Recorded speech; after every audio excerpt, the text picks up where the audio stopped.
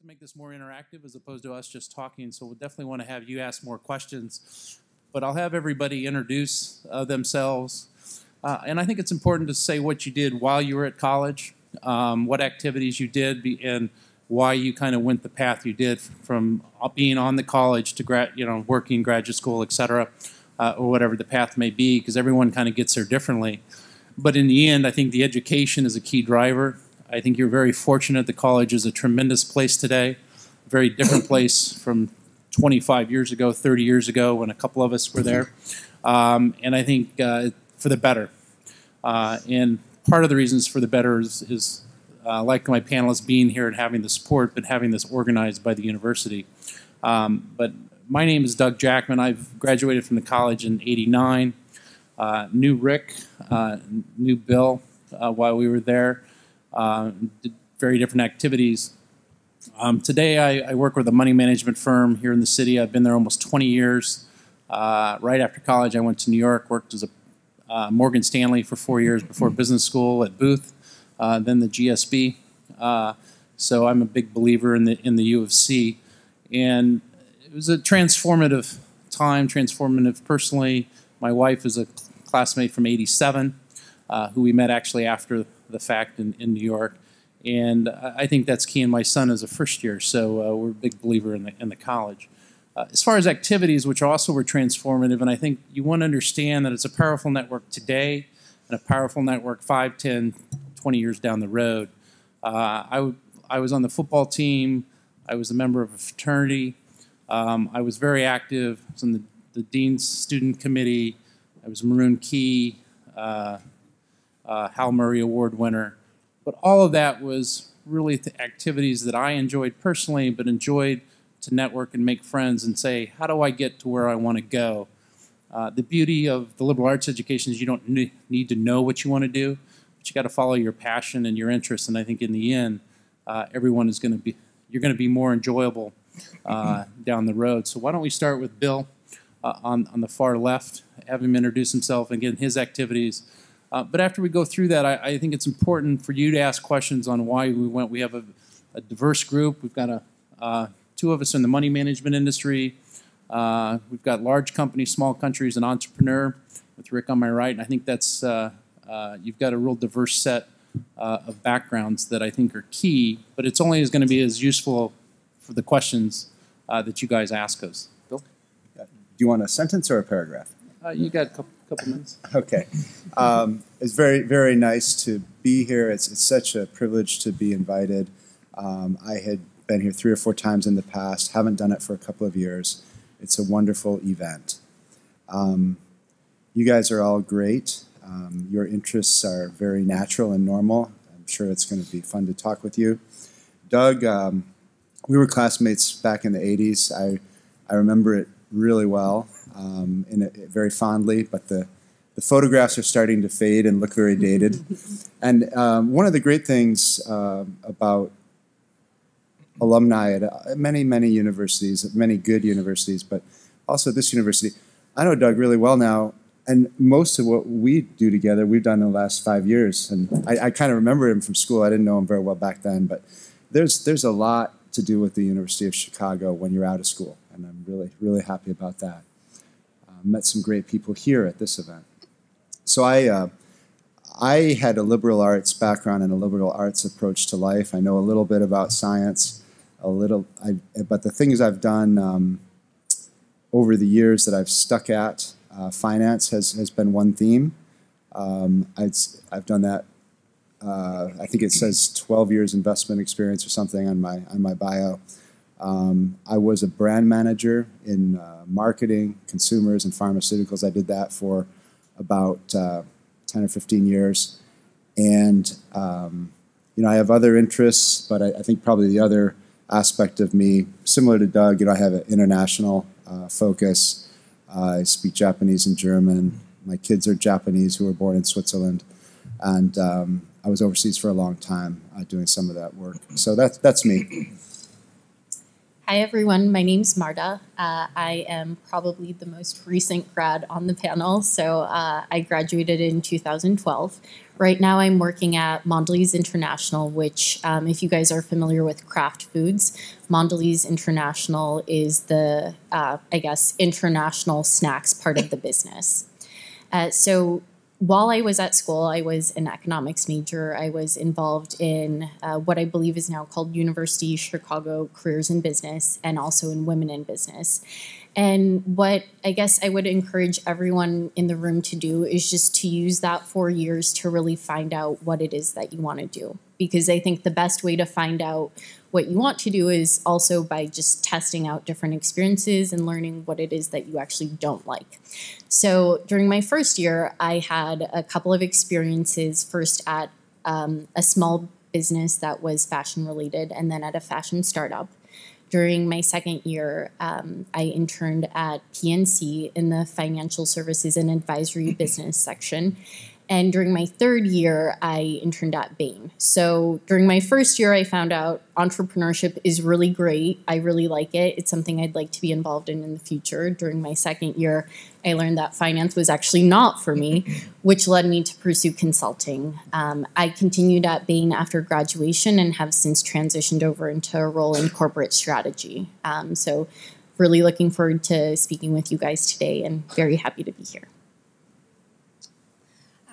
My name is Teresa Ying, and I'm the owner of Sugar Bliss Cake Boutique. I graduated from University of Chicago in 2000 with an econ stat major. When I graduated, I did investment banking for about 2 years at Bear Stearns.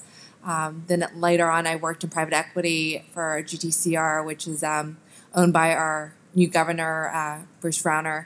And then I later on did 2 years of equity research at Credit Suisse.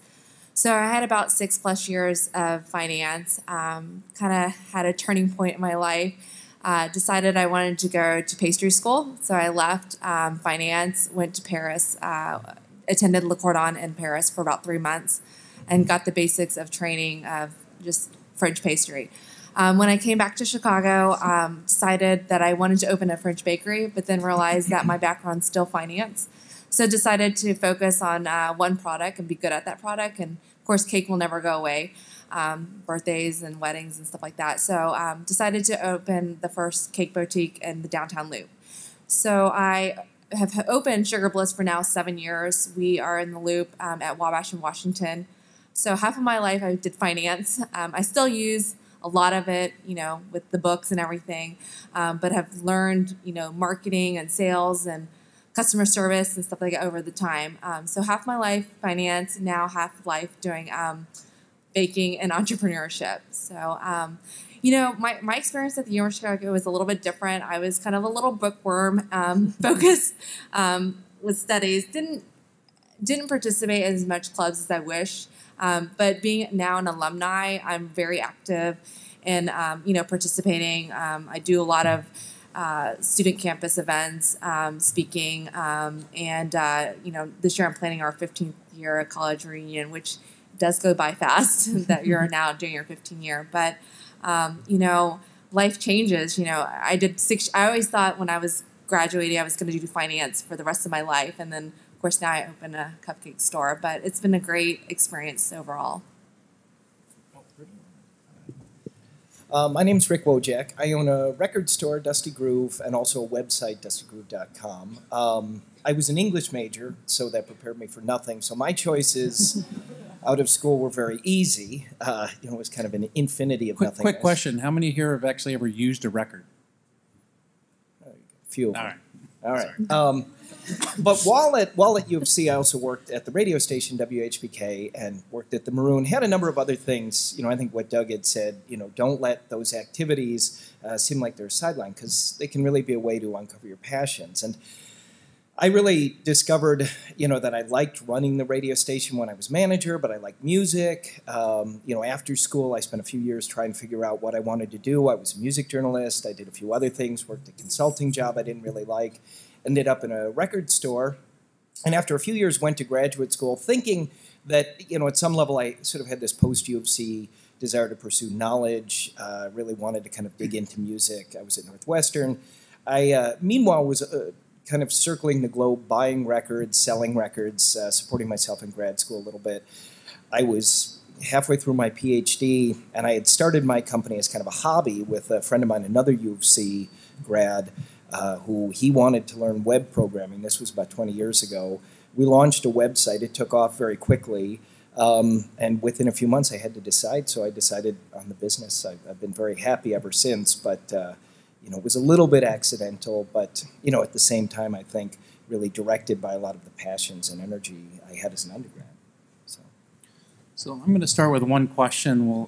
Same question for each group, and then we're going to open it up quicker than probably the other panels, because I think it's really, again, what are your interests? What are you trying to get out from us that we can be a system? But if we start again with Bill, if you look back when you were in college, what is the one or two skills, academic or otherwise, that you think got you to where you got? I mean, you've been international with a big multinational pharmaceutical, in Japan, in Switzerland.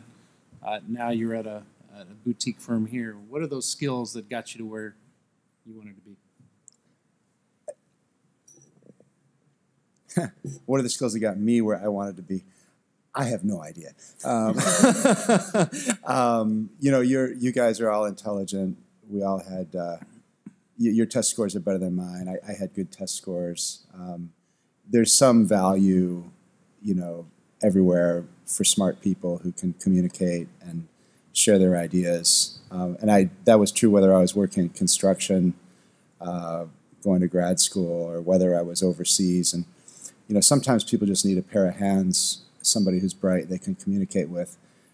I think that was probably the thing that had me going after college, because I did not have a well-defined career path.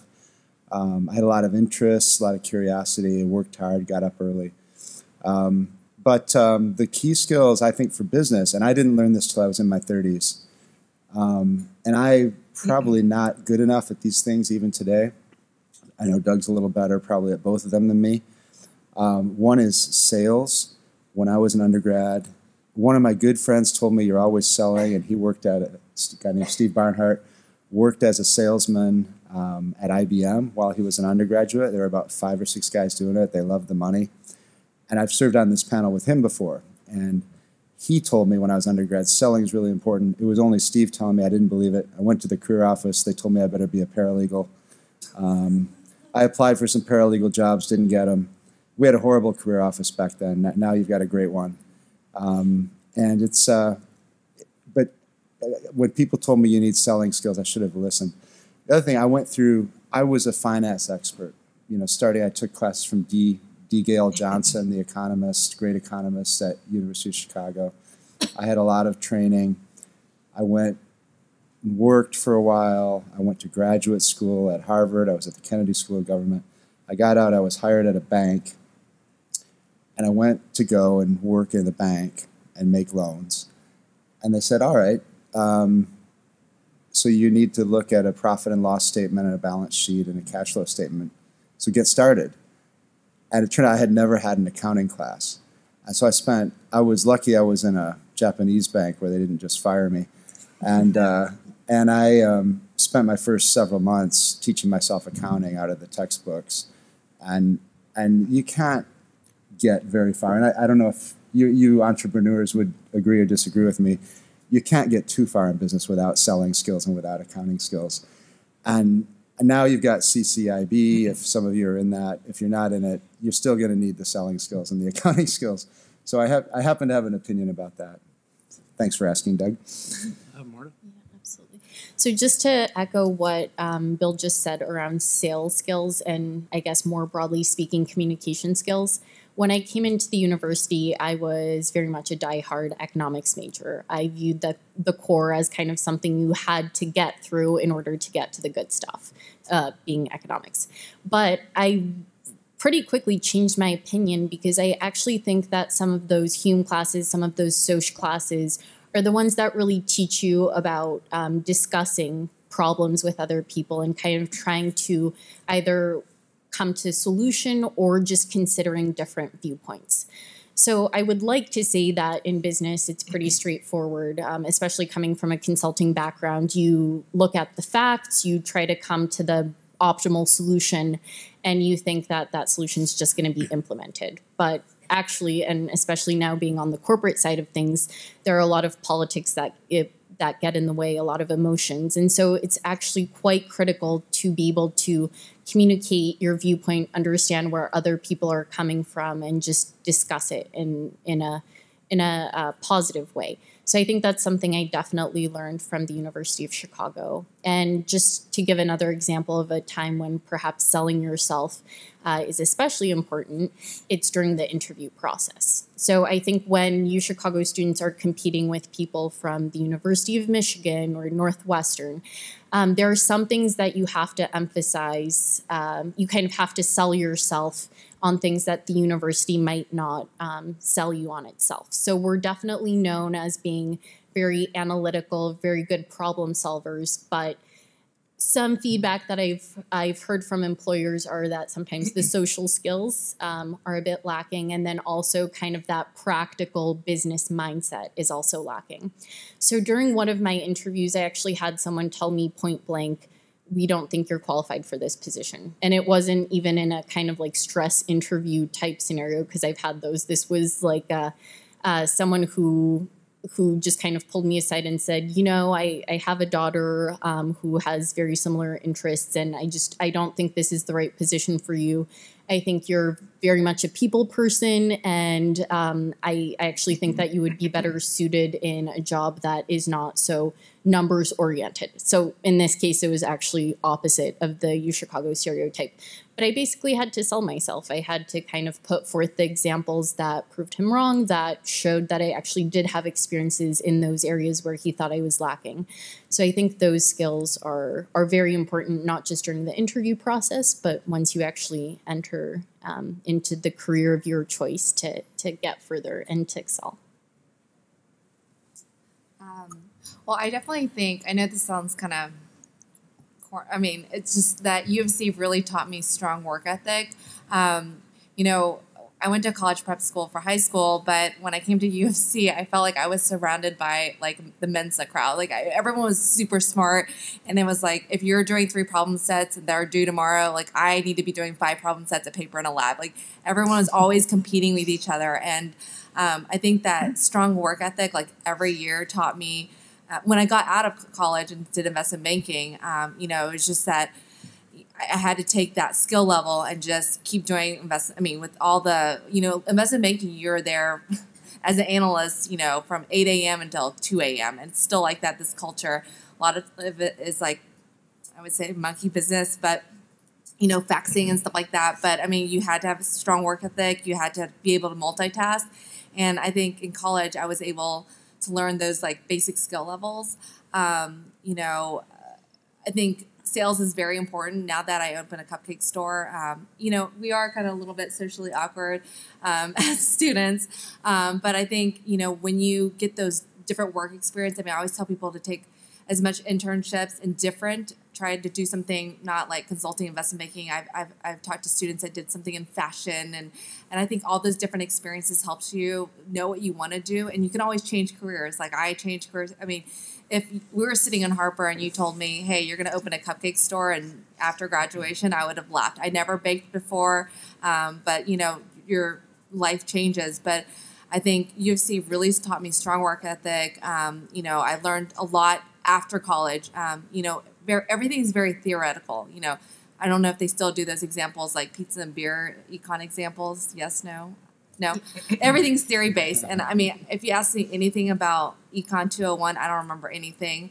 But I think that you learn a lot of practical experience once you do internships and your work. And I didn't even take accounting until kind of the same experience. I went to New York for Bear Stearns for training. And I mean, I was with other college graduates from University of Michigan that had finance, accounting backgrounds and stuff like that. And I was thrown into this, and I had only like, you know, supply and demand graphs in my head. And so I was, you know, I had to learn how to do accounting, balance sheet, income statement, all on my own as well, you know. And so, but I think because I had that strong background or work ethic at University of Chicago, I was able to like teach myself and then just keep going on. And same with like baking. You know, I had to learn through culinary school, but you know, the cupcake recipes that I developed, it was just like self-taught. So. Okay. Yeah, great. You haven't given us an I'll answer. You're going to I've wrap definitely it up? got an answer All right. because I think it's very important. And I think you've hit on 3 very key points. All right. Yeah. I mean, I think I'd probably echo a lot of what's been said here already, but maybe as an English major, you know, I'd also say that, I mean, something that continues just every single day, and I think anybody I know from U of C that's been successful, and almost everybody I know from U of C is far more successful than I am. I would say that the ability to sort of absorb, analyze, respond back, I mean, those sort of basic liberal arts skills that the university was founded on will help you in whatever you do. I mean, whether you're a politician, it's, you know, clearly something that those people do, whether you're an underling having to report up to somebody, whether you're the head of a company, whether you're even sort of a doctor that needs to analyze cases on things like that. I mean, there are certain critical skills at the school that, you know, are really top shelf. When I meet U of C students again and again over the years, you know, from different years, from different generations, you all seem to share that. And I think that's something that sometimes that's a light you keep under a barrel. And whether you're selling yourself by putting that out there forward, or whether you're selling yourself by putting that skill that you've got out there forward, that's something that's kind of seeping into you over the 4 years you're there.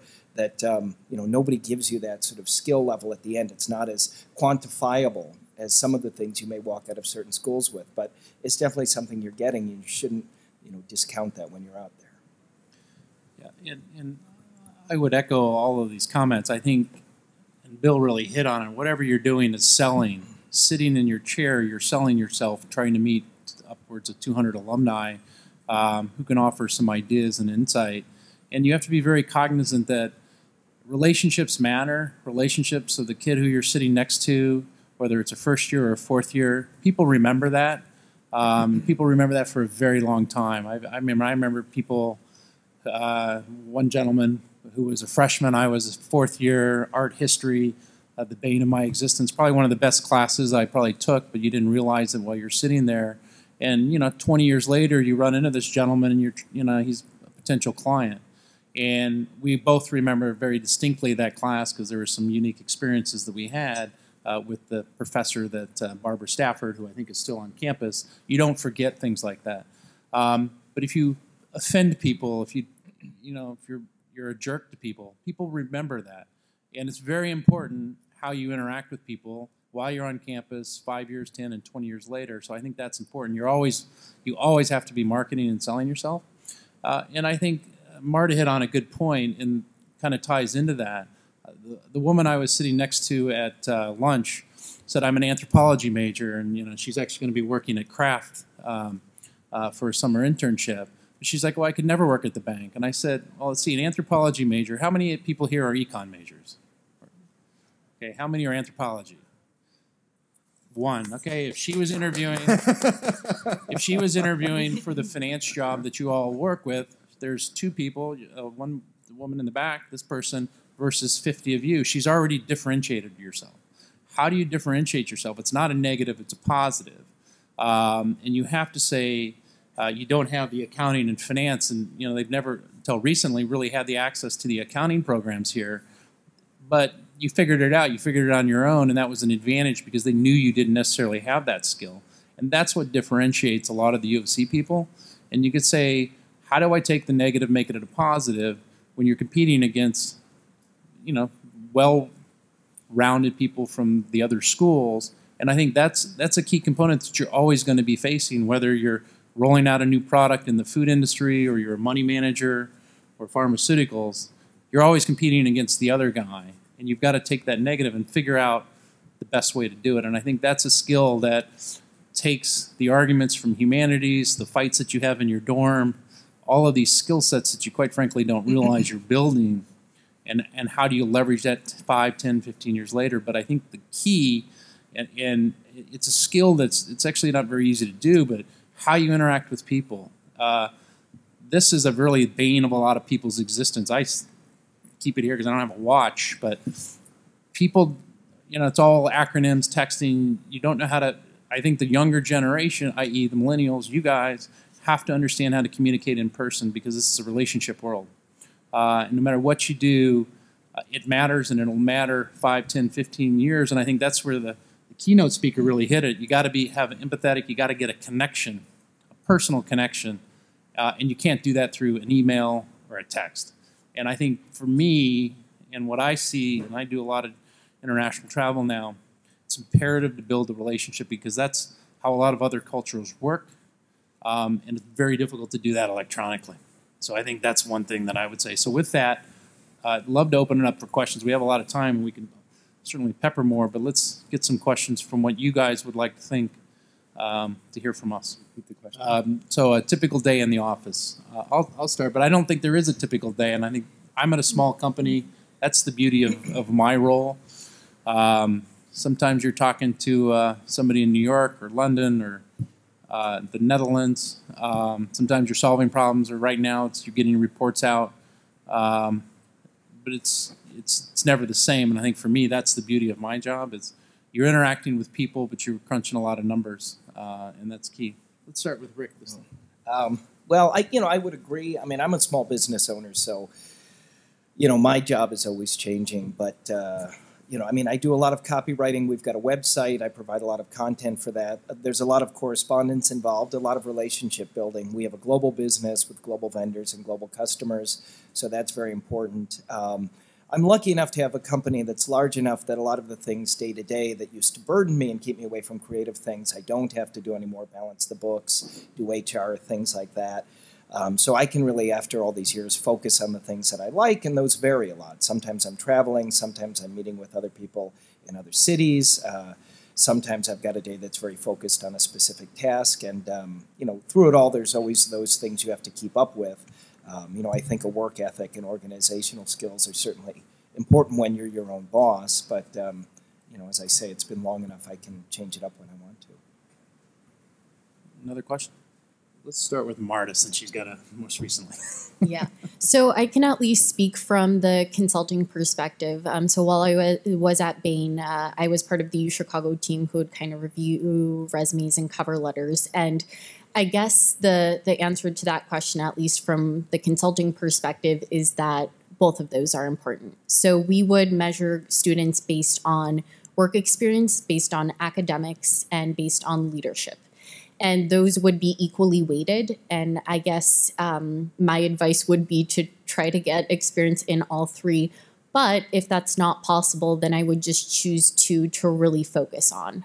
So if you really think that you don't have time to build up experiences in all three, just pick carefully the experiences that will, again, make you stand out the most. And so some people are more willing to overlook, for example, if let's say your GPA isn't quite where you would want it to be, but you have excellent leadership experience and work experience in, let's say a really cool startup or a really cool company. I think that can definitely get your foot in the door. And then again, going back to selling yourself, that's kind of the part where you get your foot in the door, but then it's up to you to go all the way. Bill? Yeah, I think the question was how much effort to put into the academics versus how much effort to put into obtaining practical experience.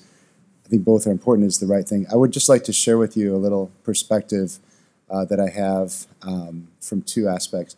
One is like others here, I read a lot of the Metcalf internships, so I see a lot of resumes from University of Chicago students. You're brilliant. We didn't have your kind of resumes when I was a student here. However, the practice is, when you're looking for jobs and you're sending in resumes, what happens is anytime a job is posted, they'll get hundreds or thousands of resumes, especially with technology and the internet. And very specifically with the Metcalfs, what I have to do is they'll typically give me 12 or more for one position, and I got to say which three are you going to interview. This GPA is really important. And what I tend to notice, and I think I'm speaking statistically from experience, somebody's got a good GA, well, they're usually doing the other stuff pretty well too. I mean, it's not like you see a 4.0 GPA and they got no extracurriculars and they can't talk and they write bad letters in English. No. It's just the opposite. You know, they're usually very well polished and very well presented people who've been very thoughtful about what they're doing. And the GPA really matters. And the scales have completely changed from when I was a student. But what I see with those Metcalfs is you don't see a lot of 4.0s, but you don't see a lot of 3.2s who get put forward as finalists either. You know, and so you really need to pay attention to the GPA. And I'm sure that when you're being recruited on campus, the employers are doing exactly the same thing and looking through your resumes and separating out that GPA. But secondly, people ask me a lot of time how they want to get into my business. Doug and I do almost exactly the same thing. We're in investment management firms. I'm an equity analyst. I look at companies. Some people in college think that's attractive, and I tell them they should get practical experience. And they say, well, should I join the blue chips? Well, yeah, you should. I look for that. But, you know, you can do the job when you're in college. I mentioned my friend who had sold for IBM. Well, if you want to be a stock analyst, so analyze some stocks. If you want to be an investor, invest some money. You've got, a lot of the kids here are not on scholarship. You've got money. If you don't have money, invest your mother's money. Invest somebody else's money. Put the money to work. Get some results. Get some experience. And it, you know, that part, I think people follow that. The other one, we were talking at lunch earlier, there's a certain certificate you need in my business called the Chartered Financial Analyst. I think Doug may have that. I can't remember. We don't. I'm on the board. you need the CFA these days to get a job as an equity analyst. It's a 3-year program. Most Americans do it when they're 27 or 30. I did it when I was older than that. But what's amazing is that around 15 or 20% of the CFAs today are from Singapore. In Singapore, they do it when they're your age. You know, so they don't care if they're going to school. You know, they go out and they get these professional certifications. So if you're interested in something, just do it. You know, and maybe in contrast to what I did, don't spend so much time at the study break worrying about where you're going to get the keg. You know, so you can do things while you're in school. I want to say that. But that matters too sometimes. Yeah. Challenges. Wow, there's a lot of challenges. I wish I could write a book on how to start a business. You know, when I first started, I started testing recipes and, so I started testing recipes and I needed cupcake tasters and I lived in the Loop and there was no place to like post a posting. So it was right next to the gym. So I put looking for people to test cupcakes, planning to open a bakery. So I had some volunteers and stuff like that. And, I got discouraged after a woman had wrote to me, like, it was like, how are the cupcakes on a scale of 1 to 5? I needed good feedback to help me improve, and, someone had wrote me a review saying, I don't think you're ready to open a bakery. And I'm like, look, we're on the testing phase. We're not these are not final cupcakes. You should check out your competitor, Jewel Osco and Au Bon Pan and Corner Bakery. And I was like, those aren't my competitors, and it really lit a fire underneath me. And I think between doing investment banking and going to UFC, I was like, I am determined to make this the best bakery. So there was a little challenge there. Other challenges were, with the bank loan. I applied for a bank loan. I was actually going to put half of my savings into it, and it was a local, it was now a national bank in Chicago, and I actually got declined for a bank loan, not because of my business plan or personal financial statements or the amount of money. It was because I was a woman. I was younger. I was in my late 20s, and I didn't have a secondary income.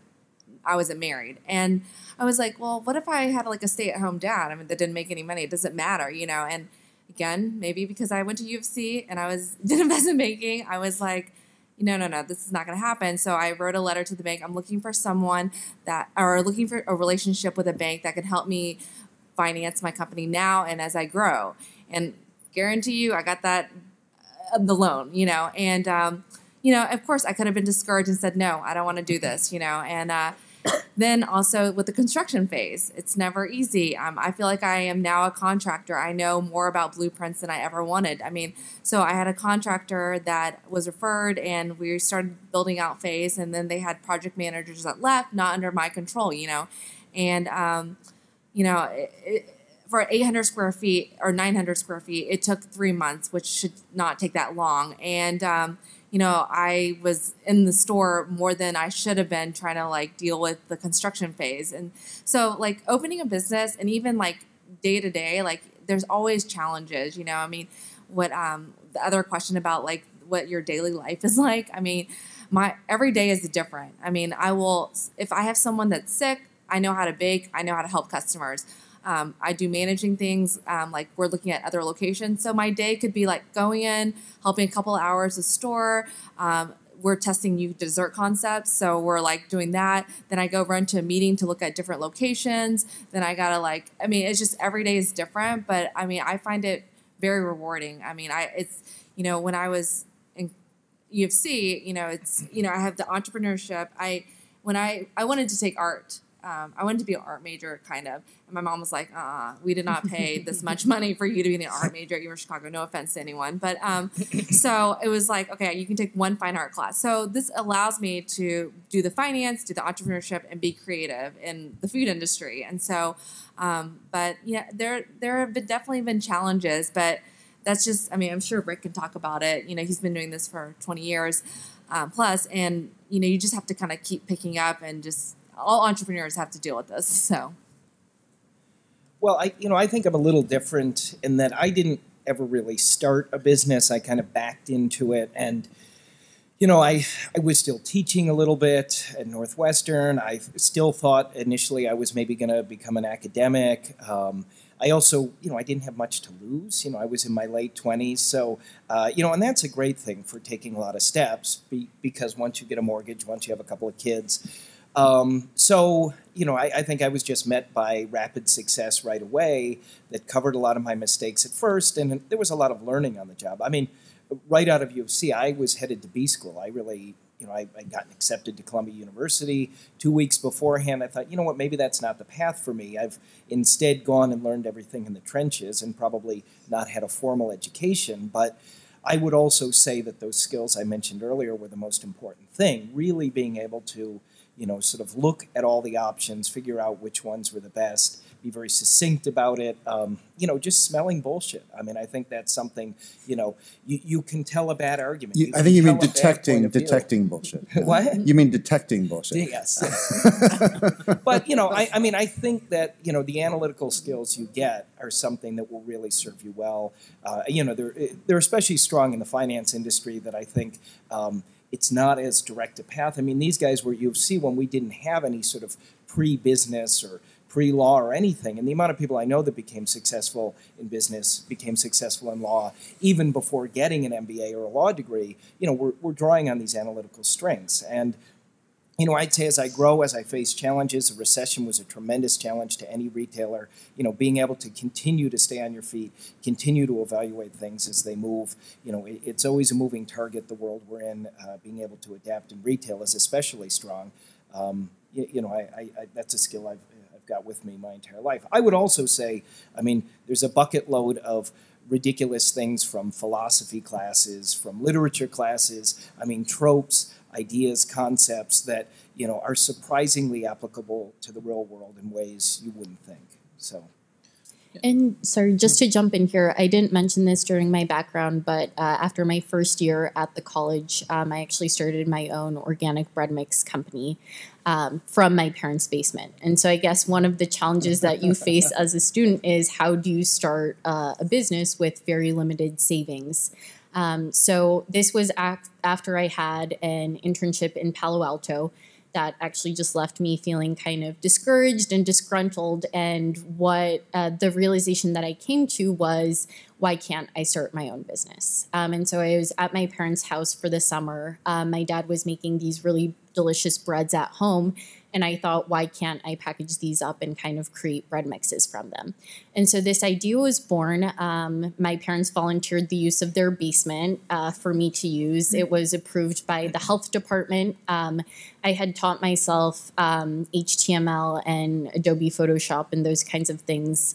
I think when I was in 7th or 8th grade, it was just kind of like this pet hobby. And so I used those to design my own packaging. I went on eBay to get this heat sealing machine that would allow me to make the packages. And from there, I mean, I created a website. And even though this was, you know, just being created from my parents' basement, to everyone else, it looked like a legitimate business. So using this website, I would, for example, go through magazines, so like Real Simple or Oprah, and then I would go to one of the first pages where it lists all of the people who are working on the magazine. And I would just start emailing them saying, can I send you samples? I think this would be a really cool product to feature in the magazine. So some people responded to that. I started selling products through a website. I got featured in this online specialty food shop. And eventually I went into Whole Foods and asked them to stock my product, and they approved it and basically said, yes, you can sell your product at Whole Foods.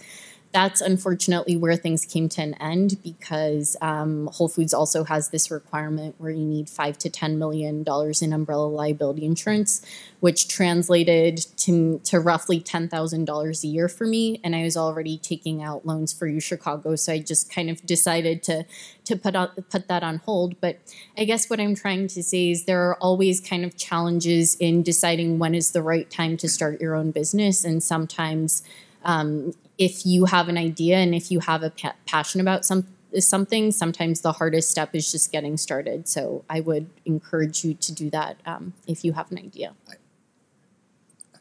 I'm sorry, I'm so stunned by these examples. So the cake example, I know because I work next door to it, and my wife buys your cake, which is a compliment.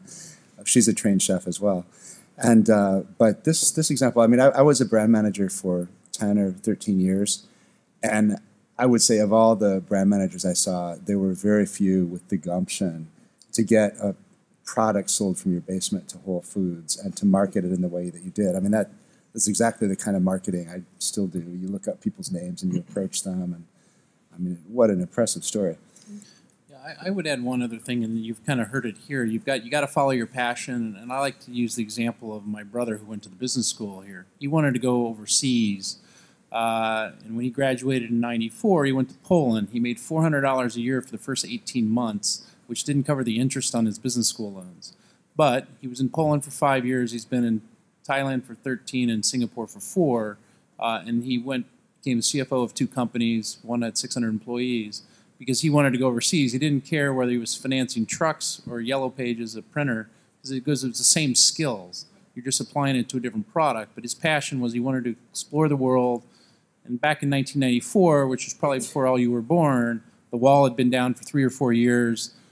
He was basically working in a communist country where they had a different set of work ethics. And he was teaching literally his company capitalism. And it was a rewarding experience, but he was able to lever that into a very successful private business with his wife now. But I think his passion was learning languages, Polish. We're not Polish. Speaks fluent Thai. But he did it overseas in those markets. And I think that's where the world has changed. I mean, you've got a lot of international experience here.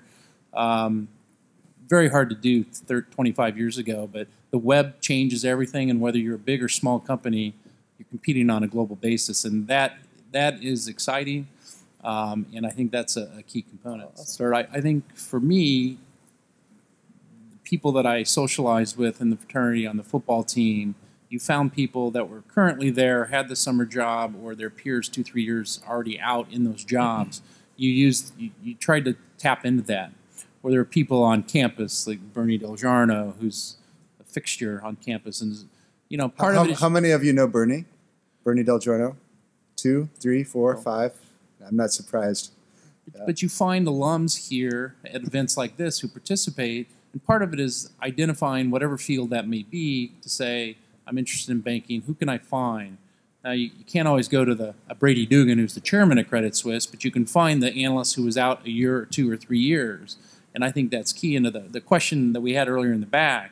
when you think about that stack of resumes, and I saw this when I was at Morgan Stanley 20 years ago, you're handed a stack and you say, how do we get to the 12 time slots that we can, or whatever the slots, 14 slots we can interview?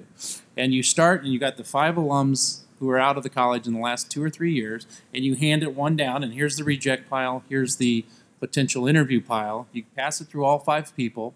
If this person you didn't like or had a real beef with or was a jerk, you could throw them away. If you liked them or you were friends with them, you put it here, and then you got 20 people. Now you got to get it down to 10. The GPA comes into play among the other skill sets. And then you handed that to the people who would actually come on campus and interview. But if you were out of those 100 resumes and 50 people, the 5 people there didn't know, nobody knew you, you got put in the reject pile because you were an unknown. GPA mattered, so you might make this pile, but if you weren't known, you were a non-entity, and that matters, and I think you have to be cognizant of that. So when you're doing your activities, whatever it may be, you're networking, you're selling yourself. From the time you get on campus, 4 years later, so if you want to go into consulting, be it Bain or the investment banks, you should figure out who worked there last summer or the year before, or who's the first year there, and try to reconnect them and use that as kind of a mentor, if you will, a junior mentor. But that's a starting point, and that's proactivity that you got to do yourself. Yeah, if you don't mind, I'd like to respond as well, and maybe I might be thinking a little more of my experience in the corporate setting, in big organizations, but also in just personal networking. I think for women and for minorities today in global business and American business, there's still a special role for mentoring, and a lot of companies try to set up formal mentoring programs. And that it's really important, and I think a lot of companies are agreed that that's something they should do, and those programs are out there. But I need mentors, and I don't qualify for minority programs. But that was just really critical to me, and I was doing some of these things that Doug mentioned. But if I think about it now, there's families out there, and and part of it comes from what our speaker was saying today. You've got to be really interested in other people, because what do the mentors want out of it? They want something from you too, and and basically you need to have a mutual interest in each other and a mutual interest in people. You got to be interested in them as much as they're interested in you. But in these families, there's just wonderful friendships. The very best family for me is probably University of Chicago. It's treated me as a family member since I was 16 or so, and I'm much older now. But there's others. When I was in marketing, there was a family of British overseas consumer brand managers who'd done a lot of work on entering brands around the world, and I learned from them. In the job I do now, when I first came back to Chicago, I found that there's a very old network. It's almost expired. There was a firm called A.G. Becker here that traded in the 60s, and they had contributed a lot of CFOs and very talented financial managers. And the guy who founded my firm was in that network. And I found that I was using his network when I wanted to enter this industry. But you have to have an interest in these subjects. Is A.G. Becker boring because it's not around anymore? I mean, quite a few people would say that. But if you're truly interested in it and you show the mentor that you're interested in them and what their background is, I think you'll find they're also interested in you. And I think that's just an approach. If you seek it out, it will be there for you. I'd also like to say, I guess reverse negative mentorship can be a very strong force. I mean, terrible bosses, terrible leaders, that all goes into your construction of self. And I think especially in business, as you learn how to present yourself, how you learn how to communicate, whether you've got your own business and you're looking at the way your competitors are doing something, a lot of as you're maturing and that process is never done, you're not only saying the positives, what am I using to build myself, what do I want to be, but you're saying, what do I not want to be? What are these mistakes I could be making? What is this guy doing wrong? And I've drawn an awful lot of inspiration from a lot of bad examples in my life, maybe even more than the positive ones, because, as a small business owner, you don't have anybody above you. You don't have anybody at some point. Maybe you've got people in the field, but they're your competitors, but there's nobody to really sort of hold your hand and lead you. And I think in many professions, you find yourself at some point, it may take longer, but being at the top of the chain, being at the head of the stack, where you no longer have those mentors, you have to become that mentor. And a big part of that is looking at some of those negative examples too along the way. So thankfully, I've been fortunate enough to work in places that seem to either have programs that protect women's place in the workplace. So Bain, for example, has a program called Women at Bain, or working at Mondelez, where the CEO is a woman, the head of my strategy department is a woman. But I mean, one example that comes to mind is probably that interview experience where the guy who was interviewing me pulled me aside and kind of said that I reminded him of his daughter, and therefore I was suited for one position or another. So I think. Did you find that diminutive or invigorating? Because I couldn't tell when you were telling this story. So, because that's got to be tough to have some guy say, "You're like my little girl." And I mean, the other thing is that his suggestion for what I should pursue was to be a bank teller. So, I did. So, at the time, the experience was quite difficult, but at the same time, as Teresa was saying, sometimes when people tell you no, it just kind of lights a fire under your butt to prove them otherwise. So I think just my experience as a woman in the workplace has been very good, but at the same time, from studies that I've read, it seems like the problem isn't necessarily at the entry level, but more higher up. So I think as much as, and I think, something that could be touched on is just the importance of diversity in the workplace. So I think as companies continue to focus on that and, for example, have special programs or just emphasize that different groups have their place, I think that's, very positive. Well, when I graduated, when I went into the investment banking program in Chicago, I was the only female in the office of 10. And, I just had to put my head down and just work as hard as another male colleague of mine. I was at Bear Stearns for 2 years, and then my group got laid off. And fortunately, I was done with my analyst program, so I already had kind of a job lined up. So I went to work for private equity. And again, it was, there was only 2 out of 20 of us that were female. And then I went to Credit Suisse. And when I was at Credit Suisse, unfortunately, I think I have a long resume of different jobs. And I think it's kind of normal in the finance industry, when the economy turns or when your boss leaves. When I was at Credit Suisse, my senior analyst left for another competitor. And I didn't want to move to New York. So I ended up switching to another firm and didn't like it there as much. And so I came back to Credit Suisse and was there with another team. And I would just say that the head of research was not happy that I came back because I had left and then came back. So long story short, I was up for promotion in the summer right before I decided to go to pastry school. And that was kind of the turning point. So I was up for promotion, and my group in the Chicago office had already turned over, and I was training MBA students. I had now been at Credit Suisse. I was training MBA without an MBA. And I was like, I should be that senior level. And so I was up for promotion. I got passed for it. And I was not happy with that. So, I decided, look, I think this is time for me to leave, And so I got my bonus and then I left. I've had, and I'm so grateful that experience happened. At the time that promotion did not happen, I was like, oh my gosh, how did, and I found a lot of other information that, I was ranked higher than other male colleagues of mine.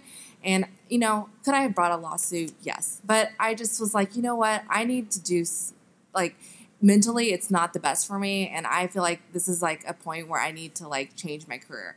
So when this happened, I was in the New York office, and one of my friends was making cupcakes, and she was sifting powdered sugar. And I was I had never baked before, and I was like, wow, that looks therapeutic. So I was like, can I try that? And so I tried sifting powdered sugar and came back to Chicago, bought a bunch of cupcake books, and then took a plane to Paris. And so, you know, in regards to your initial question, yeah, I mean, I have had challenges, and yes, I mean, unfortunately, I would hope it's better. I mean, I've been out of the finance world for about 7-8 years, but you know, I hope it's better. But even when I started my business, it was like, whoa, you know, you're Asian, or whoa, you're young.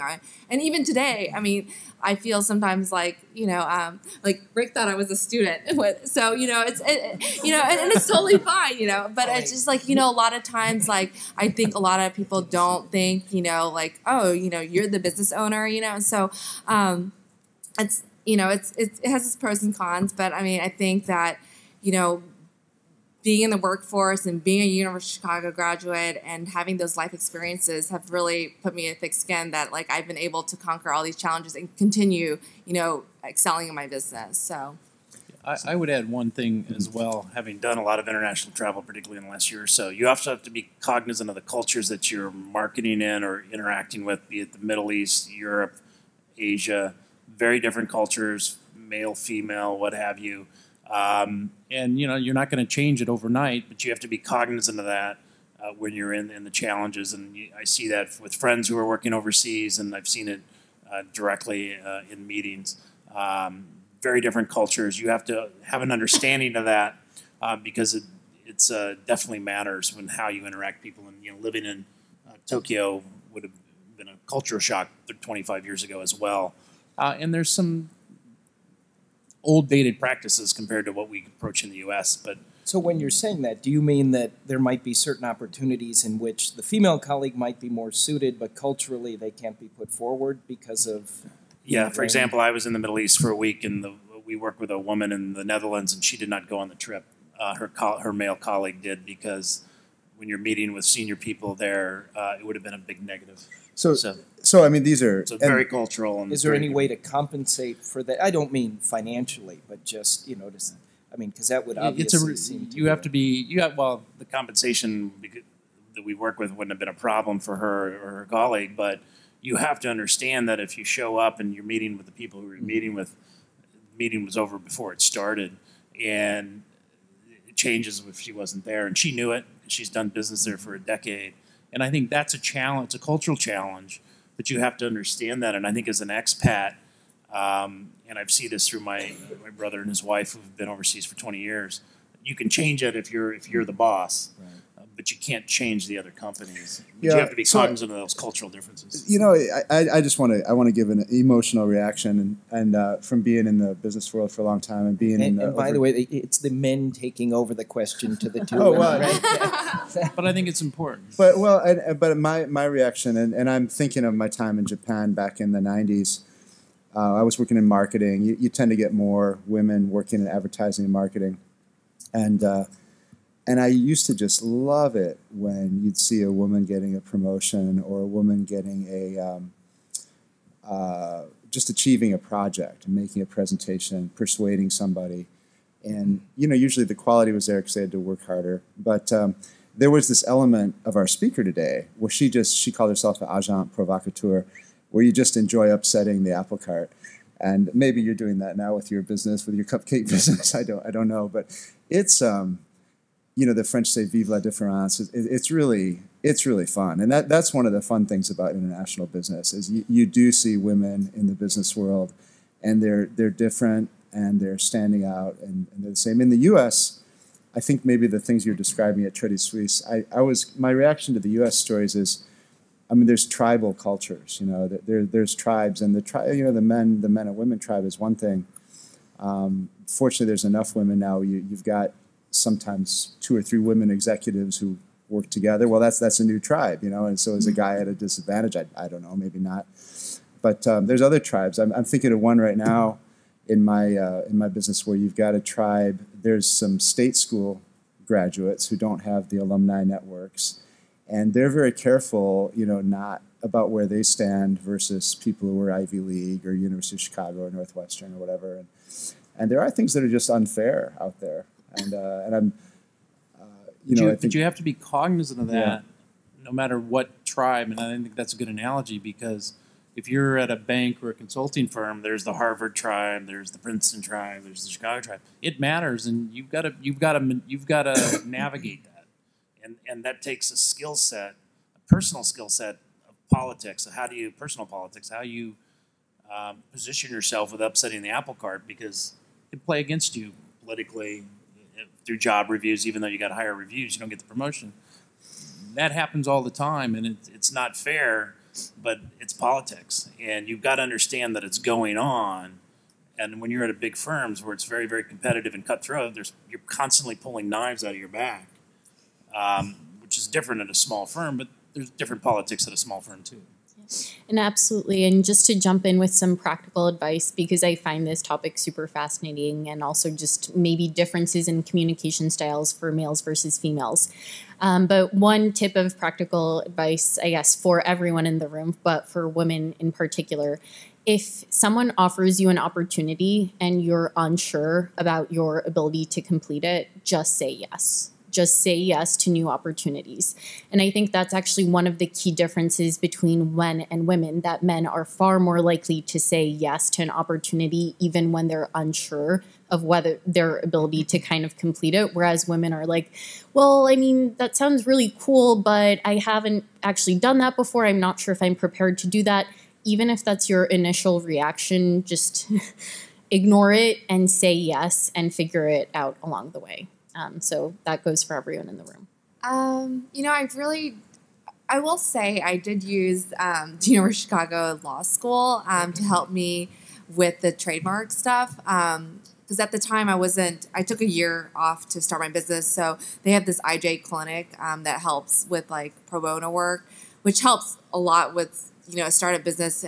Paying lawyers is very expensive. But in regards to using the college, I didn't. But now that graduating, even 10 years or 5 years ago when I first started my business, I started realizing how much University of Chicago helped me get to whether it was not the college itself, but what I learned, that I started giving back more of my time. So, I do a lot of events with the University of Chicago. I speak and stuff like that. So I try to give back as much because I think it's important for our students to also learn that, like, there's just, when I graduated, it was consulting or investment banking, and that's great and everything, but, and you can do, and I'm glad that I did that for the first couple of years, but for me, that was I wanted a different career path. So it's great to talk to students and say, look, there's life after, if you want to do 2 years, 4 years of that. So I'm more involved in the university now as an alumni. I'll take a stab at that. I think for your first job, it certainly helps if you work at a Bain or Goldman Sachs or Bear Stearns to try to get the second job. I worked at Morgan Stanley, but at my job now, you've probably never heard of my company. We're still considered a boutique. Makes it a lot harder.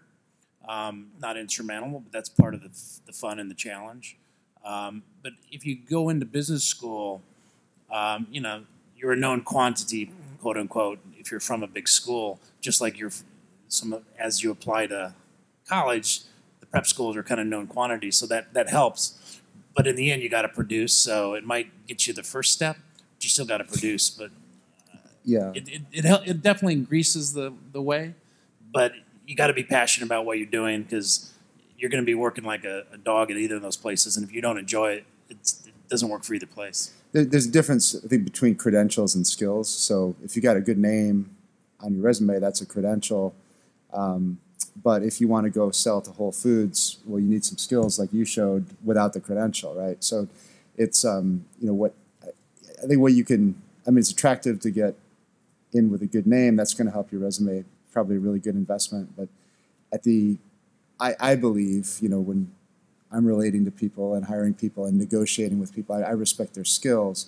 And the skills that I see are the kind that you two have been talking about, starting your food businesses. And those are real skills, So are you going to get those in your consulting or investment banking job? That's something to think about. So I would say if you have the opportunity to go into the industry that you're really passionate about, I would actually say go for it. The one thing that I would caution is that sometimes those jobs just aren't available to people who are coming straight out of undergrad.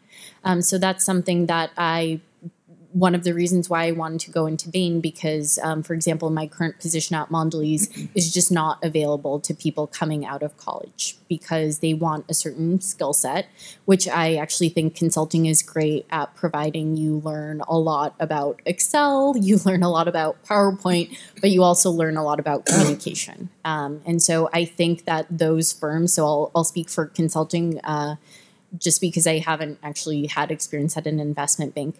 But I think consulting can definitely really prepare you for those jobs. The one thing that I would caution is sometimes you get sucked in. So in consulting, in finance, you get a really nice salary. Some people get accustomed to the lifestyle, and a lot of people go in and say, you know, I'm only going to put in my 2 years, and all of a sudden, you know, 10 years later, and they're still working there. If they like it, that's fantastic. But I would just, again, caution to make sure that you like it and aren't going into this career path just because, you know, all of your classmates seem interested in it.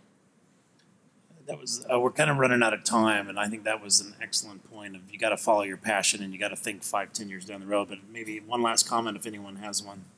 We'll wrap it up. Will you give me one last comment? I was here last 2 or 3 years ago, and there was just something important to me that I wanted to say to you. And I made this comment, and then I thought, well, I had some experiences recently that made me think I should do it again. And then I heard our speaker today. And I'm going to summarize this as the keep your nose clean comment.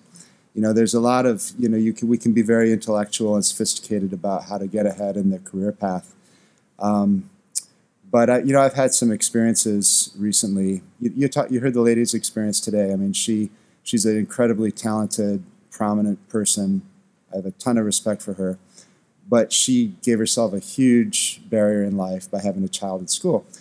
You know, last time I was here, I said, there's a lot of things you should avoid in your life. And it's very important. You're out away from your parents now. Who's going to tell you these things? Somebody has to tell you. The one thing I said was don't have a kid. You know, I mean, that's going to set you back. You make all these fancy career plans. You know, our speaker today overcame that.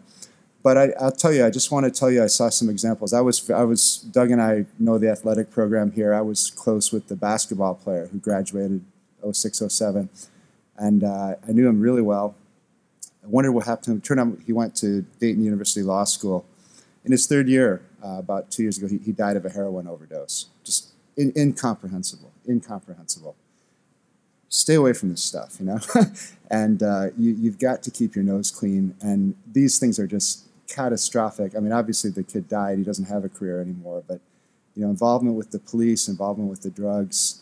You know, if you're out after 9 p.m. at night, is it really a good idea? If you're working, some people work after 9. That's probably okay. If you're with somebody who loves you, you're probably okay. I think about things that I did in college. I wasn't doing a lot of good stuff after 9 p.m., and it really, really could have gotten me in trouble. So just stay out of that stuff. Right now, I'm involved in a criminal trial a few blocks, you know, away on the south side.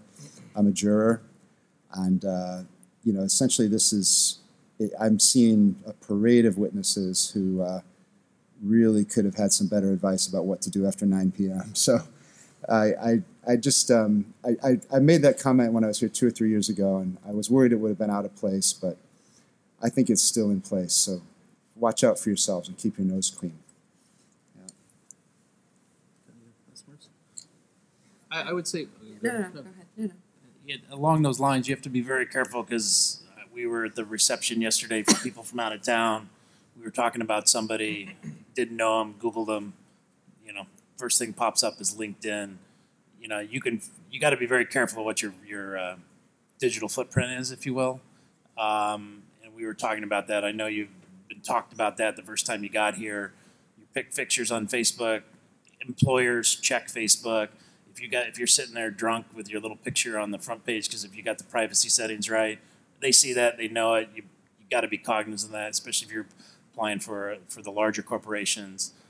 I worked Morgan Stanley. They fired a woman 5 months after they realized she lied on the resume. Those are non-negotiable.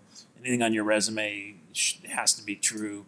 If you say you speak a foreign language, you better. I had a friend who interviewed a firm. The person before them said they spoke Chinese. The gentleman just came 10 years back from Chinese, conducted the whole thing. Turns out they really didn't speak Chinese. Guess what? That interview lasts about 3 minutes.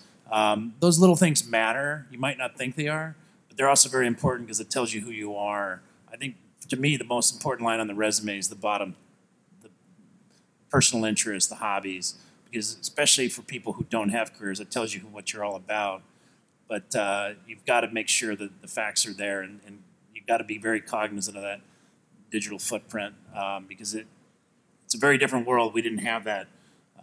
Thank God we didn't have that 25 years ago, but it's a different world. You got to be cognizant of it. I guess the only thing I'd say is, I think there's a lot of things you don't think about in life that are important, and you go back and you're getting a lot of arrows in your quiver as you go along, especially in college, and you'd be amazed how many things you think might be sort of small or insignificant that come back later, whether that's the activities you're doing, whether that's the relationships you're building now, which I find to be incredibly important over the years, even at an intellectual level, far from college, or even just, little things you're picking up here and there. I mean, you're at a very good time in your life where you're open to a lot of ideas, you're learning a lot of things. A lot of this stuff may not seem to be sinking in, but you'd be amazed how much it is, and that's all stuff that you're going to use later on to build yourself, hopefully in the right direction. So. Well, I would just say, definitely use the alumni. We're here. I'm more active now. I mean, those externships, even those 1 to 3 days, I've had students come and maybe they don't want to open a cake shop, but they just kind of want to see the day-to-day activity of an entrepreneur. I think that would have been helpful, for me as a college student, just to see, hey, do I want to do entrepreneurship? Do I want to open a cake shop or anything? But, and I'm pretty sure you guys saw those info sessions when you guys, when employers come, right? I remember when I was working at Bear Stearns, it was my first year out, and there's so many students that come, and the ones that stuck out are the ones that come up afterwards and start talking to, me. And we actually make the decision on, hey, we should interview these people. So when you go to those info sessions and you really like one of those, an employer that you really would like to intern or work there full time, go find one of the junior people and get their business cards and interact with them and follow up with an email, because they will put your name in the hat when they start interviewing. So just be proactive.